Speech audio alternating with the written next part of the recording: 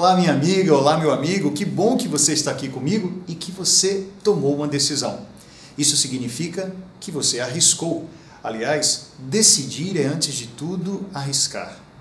Se decidimos seguir adiante, isso é risco.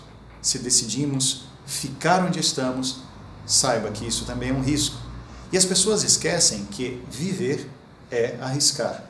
E mais que isso, esquecem que toda vez que damos um passo na direção de um objetivo, estamos dizendo não a uma série de outras coisas. Para ganhar um futuro novo, nós precisamos perder os futuros velhos e assim vamos agindo no presente, fazendo escolhas. Decidir não basta, mas é o primeiro passo. Eu me lembro de uma história antiga que fala sobre 58 sapinhos à beira de uma lagoa. 30 decidiram pular na água. Quantos ficaram do lado de fora? Eram 58. 30 decidiram pular na água. E se você disse que 28 ficaram fora, você errou. 58 ficaram fora. Porque, como eu falei, eles apenas decidiram.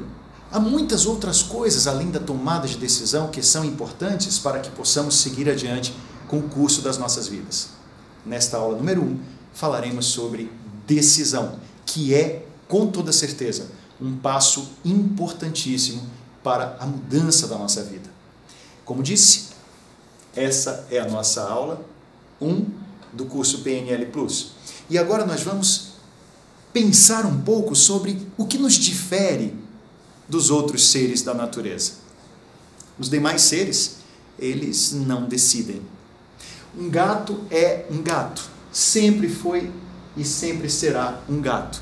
Sempre funcionou como um gato. Tudo o que ele vive é relativo à sua existência de gato. Ele não escolhe ser desse jeito. Eu mesmo tenho uma gatinha, a TT, que ela é um terror. E ela me perturba bastante. E ela não escolhe fazer isso. Ela apenas é do jeito dela. Um pássaro, ele é do jeito que ele é. E na Idade Média ele funcionava desse jeito, e hoje os seus descendentes funcionam do mesmo jeito. O ser humano não é assim. Os animais, segundo o filósofo Jean-Jacques Rousseau, os animais já são. E o homem é o único ser que se destaca, porque ele simplesmente não é. Ele está incompleto e é desejante. Assim sendo, podemos dizer que quando nós estamos observando os nossos sonhos, querendo alcançá-los, e quando nós estamos vislumbrando os nossos sonhos, pensando sobre aquilo que viveremos mais tarde, aquilo que seremos, nós, na verdade, estamos decidindo a construção da nossa vida. Biografia não é destino. Biografia é o que você construiu até hoje. Destino é o que você vai fazer da sua vida a partir de agora. E assim sendo, essa imensa estrada que vai dar lá nos seus objetivos, ela começa com uma decisão. Bom, dizíamos que o homem é incompleto e desejante. Mas desejar é o primeiro ponto. Desejar. E o desejo, ele, na verdade, ele pode sair de instâncias muito profundas, até instintivas. Às vezes nós nem sabemos de onde brota um desejo. E, aliás, eu gostaria de dizer, ainda bem que nem todos os seus desejos se transformam em realidade. Você, por exemplo, pode estar dirigindo o seu carro, indo na direção do seu trabalho, e alguém fecha você. Nesse momento da fechada, provavelmente você tem um desejo que não é um desejo mais educado para a vida desta pessoa. Já imaginou se esse desejo se transforma em algo concreto? Às vezes você está atendendo um cliente e você desejaria que esse cliente comprasse o seu produto ou o seu serviço. Mas quando você começa a conversar com ele, de repente você descobre que ele não precisa desse produto ou desse serviço. E alguma coisa na sua ética, alguma coisa fala para você que não vai ser bom ele levar aquilo que você está vendendo. embora você tenha decidido antes que iria fazer a venda, alguma coisa que acontece no âmbito da comunicação, logo em seguida, já lhe mostra que aquela não é a melhor decisão. E você volta atrás. Desejo acontece, mas nem sempre ele se transforma em querer. Essa segunda instância é algo muito importante para nós, tão importante que dentro dessa nossa aula nós vamos dar uma especial atenção a ela. Nós vamos vislumbrar o que exatamente significa saber querer, ou seja, fazer uma boa formulação de objetivos. Vamos sobrevoar o planejamento, a ação e a ideia de ter e de merecer, que é algo muitíssimo importante. Muitas pessoas não conservam as suas conquistas porque não se sentem merecedoras. Assim sendo, daí a importância de nós percebermos o quanto algumas pessoas estão na beirinha de conseguir realizar um sonho e não conseguem. Talvez seja este o ponto mais sério da falta de autoestima. O que a falta do auto-amor faz com muita gente, no sentido de, na iminência de conseguir concretizar um objetivo, realizar um sonho, essas pessoas não conseguem. Mas vamos também passear sobre a ética. Vamos pensar nos valores, inclusive no que é valor meio e no que é valor fim. Todos nós temos valores meios e valores fins. Os meios, eles servem de ponte, de estratégia, o caminho para nós atingirmos aquilo que queremos. E os valores fins, esses são determinantes e são o verdadeiro porquê de nós decidirmos as coisas que decidimos. E assim sendo, nós podemos, diante das circunstâncias, sejam elas negativas ou sejam elas positivas, começar a perceber as decisões que nós vamos ter, inclusive porque muitas pessoas precisam viver situações difíceis para poderem começar a decidir. É incrível, mas é como se a vida estivesse jogando uma pedra pequenininha na cabeça dessa pessoa e ela não dá a menor bola. Aquelas situações não fazem com que ela acorde. Depois a vida joga uma pedra um pouco maior e ela ainda assim não percebe. Quem sabe a vida precisa jogar um tijolo na cabeça dessa pessoa para que ela comece a acordar. De qualquer maneira, a vida faz alguma coisa para nos sacudir. E isso, espero, não seja necessário no seu caso. Você começar a tomar a vida nas suas próprias mãos. Assim sendo, vamos começar a pensar sobre a própria boa formulação de objetivos ou saber querer. Quando nós falamos sobre saber querer, o que nós queremos dizer é o quanto que o querer foi confundido com o desejo.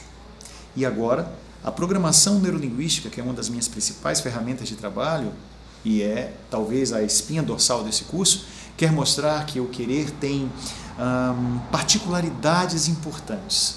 Saber querer significa, inicialmente, fazer uma construção do seu desejo de uma forma pessoal. Você é o dono dos motivos que te levam a agir.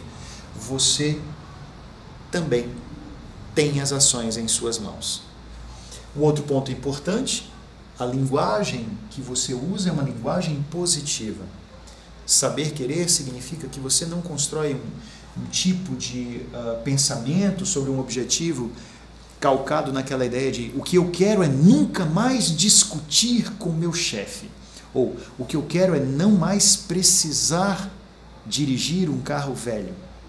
Quem sabe você comece a transformar essas construções, sejam elas verbais ou em pensamento, em linguagem positiva. Exemplo, o que eu quero é estabelecer uma comunicação harmoniosa com meu chefe. O que eu quero é dirigir um carro novo. Mas vamos adiante, né? Que tal definir com clareza o seu objetivo? Definir com clareza significa quais são as especificidades do seu objetivo. E quanto mais claro ele for, maior a sua capacidade de fazer a sua mente se ajustar na direção daquilo que você busca. Evidências sensoriais. Essa é uma ideia de experimentar antecipadamente. Muita gente vive de fantasia. Muita gente acredita que se ficar pensando, sonhando o tempo todo, as coisas simplesmente acontecem. De jeito nenhum. Na verdade, quando fazemos as evidências sensoriais ou as experiências antecipadas com a mente, é uma espécie de test drive com o seu sonho. É uma maneira da gente imaginar que a nossa capacidade de visitar o sonho pode nos dar melhores detalhes sobre ele. Mas vamos lá. E no final de tudo, depois que experimentamos com a nossa mente, nós vamos verificar ecologicamente. A verificação ecológica para a programação neurolinguística significa o nosso balanço de perdas e ganhos. Todo e qualquer objetivo que você queira realizar, ele vai ter ganhos, que são as grandes vitórias, os triunfos, o sabor da conquista, e ele vai ter perdas. Não há qualquer tipo de objetivo concretizado que não tenha ganhos e perdas. E, nesse momento, cabe a nós fazermos esse equilíbrio. E esse equilíbrio tem a ver com as suas perdas interiores e as perdas daqueles que estão ao seu redor. Vamos mergulhar nesse tema também. Depois disso, que tal começarmos a pensar a respeito dos nossos modelos mentais e dos nossos automatismos? Ou seja, quais são as crenças e quais são os hábitos que nós temos que podem fazer com que tomemos decisões que são as melhores ou nem sempre são as melhores na nossa vida. E tudo isso tem muito a ver com o inconsciente.